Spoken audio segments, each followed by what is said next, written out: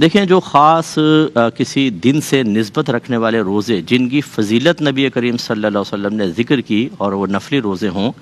وہ تو بہتر یہ ہے کہ اس فضیلت کو حاصل کرنے کے لیے نفلی روزہ علیحدہ رکھا جائے اور قضا روزے آپ علیحدہ رکھیں۔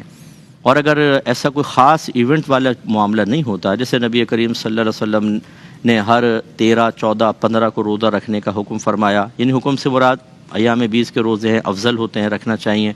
یا ہر پیر کے دن سرکار روزہ رکھتے تھے، تو کوئی اس طرح اگر رکھنا چاہتا ہے تو پھر بہتر ہے کہ وہ قضا کی نیت سے رکھے، تو انشاءاللہ وہ فضیلت بھی سنت کی ادائیگی کی بھی مل جائے گی اور یہ بھی۔ لیکن جو مخصوص ایام جس میں نبی کریم نے کوئی فضیلت بیان کی، جیسے عاشورہ کا روزہ ہے، بہتر یہ ہے کہ اس میں اگر آپ کی قضا باقی ہے تو قضا رکھیں۔ اب یہ اللہ کی رحمت پر موقوف ہے کہ عاشورہ والے روزے کی فضیلت آپ کو ملتی ہے یا نہیں ملتی، اس پر ہم حکم نہیں لگا سکتے، یہ غیبی معاملات ہیں، اللہ ہی بہتر جانتا ہے، حسن ظن قائم کر سکتے ہیں۔ لیکن قضا کو ہم نے اس لیے فوقیت دی کہ قضا روزے ہم پر لازم ہوتے ہیں، ان کو ادا جلدی کرنا چاہیے، ہم نوافل میں مشغول ہو جائیں اور قضا ذمے میں رہیں اور مر جائیں تو یہ وبال ہے۔ چنانچہ اگر قضا باقی ہیں تو پہلے قضا رکھ لیں، اس کے بعد پھر وہ رکھیں اور حسن ظن رکھ لیں اللہ تعالیٰ سے کہ اللہ تعالیٰ نفل روزوں کا اور مخصوص فضیلتوں میں سے حصہ ہمیں بھی عطا فرما دے گا۔